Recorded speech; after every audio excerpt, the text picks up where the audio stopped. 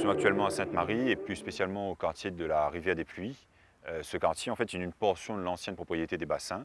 De cette propriété, il ne reste aujourd'hui en fait que quelques éléments, des champs de canne, une église, celle de la Rivière des Pluies, le site de la Vierge Noire qui est englobé dans le site, des chemins d'habitation, des chemins de plantation qui montent au-dessus de la Vierge Noire vers l'ancienne maison de la famille des Bassins et dont il ne reste aujourd'hui que une cave, donc enterrée sous terre, et qui constitue un véritable patrimoine caché.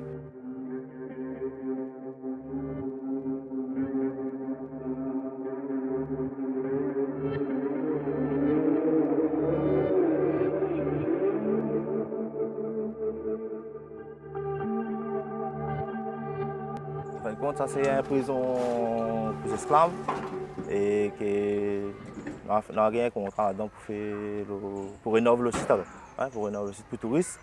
Et après, ben, on a fait le sondage dessus et avec une personne là, pour dire nous comment faut fouiller la tire, parce que la tire, en fin de compte, il ne rentre pas, le tracteur ne rentre pas et le camion ne rentre pas. Il faut fouiller tout avec la main, il faut faire tout avec la main.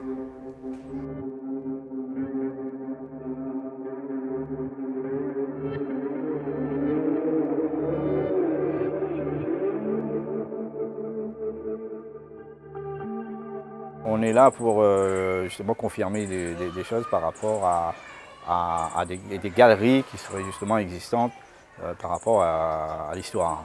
Une galerie qui allait justement du côté de l'Iliataquinquina, une galerie qui allait du côté de la maison, qui se trouve à côté, maison de Charles des Bassins, une vestige de la maison de Charles des Bassins qui existait sur ce site, et une galerie qui allait vers la Vierge Noire, d'où l'histoire du petit Mario, voilà, qui s'est échappé pour aller, qui s'est faufilé justement dans la galerie pour aller vers derrière, se cacher derrière la Vierge Noire. Voilà.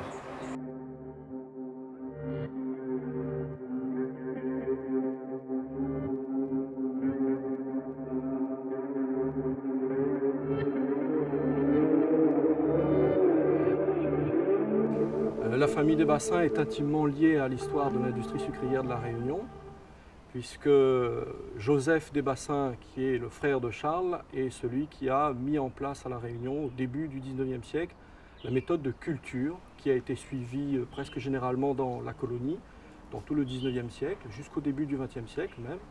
Et Charles, il est considéré pratiquement comme le père de l'industrie sucrière, puisqu'on lui doit la construction de 2 usines sucrières qui figurent parmi les premières dans l'île, le Chaudron d'une part, qui se situe sur la commune de Saint-Denis, et l'usine de la Rivière des Pluies d'autre part, qui se situe sur la commune de Sainte-Marie.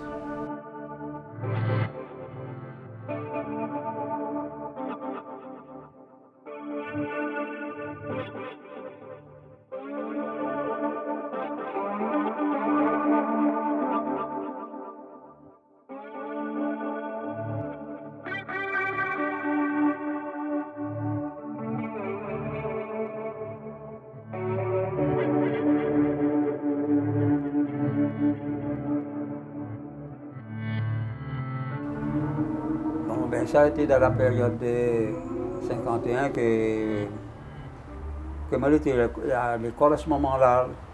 Mais moi j'ai tout vu, moi j'ai vu la cave, moi j'ai vu, moi rentré dans la cave, moi j'ai vu tous les oubliettes. Et puis après que moi j'ai vu le bâtiment de Madame des Bassins, elle l'avait créé. Tout était tout en moellon, et le dessus était en tuile. Et puis après, il avait de la mise, pas derrière la case Madame des Bassins, il l'avait fait là, il avait dit comment la mise, le parc cheval, beaucoup de choses. Et après, là tu as des ossements dans les oubliettes de la cave. Là, on était dans la cour de l'école de l'ancienne maison des Bassins.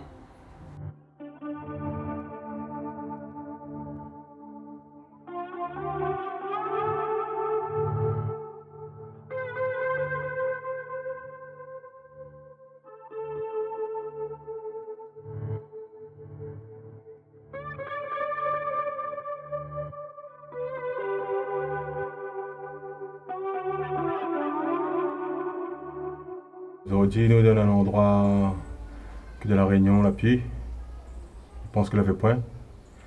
Nous sommes dans la prison des esclaves, Sainte-Marie, Rivière des Pluies. Madame Desbassins est habitée sur la prison, là. Des galeries partout. Son fils, Charles Desbassins, en face. Et je m'approprie au moins ce lieu-là pour réconcilier le Rayonnais avec son histoire. Pour qu'un jour, nos enfants connaissent qu'il a une prison d'esclaves, sans vengeance peut-être, sans rage, sans force, sans à crier. Voilà.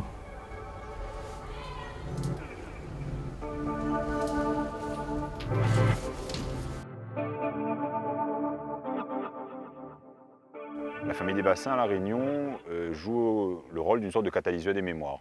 Et en fait, on s'aperçoit qu'à chaque site qui porte l'empreinte Desbassins, en fait, on a des récits particuliers qui naissent et qui se transmettent de génération en génération.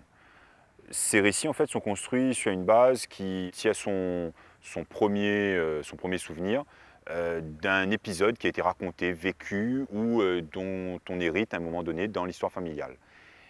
Ces mémoires constituent aussi une source orale qui est intéressante aujourd'hui d'explorer, mais qu'il faut tempérer avec des sources écrites qui permettent de refixer l'histoire à travers un récit composé de ces deux pôles, l'histoire orale et l'histoire écrite.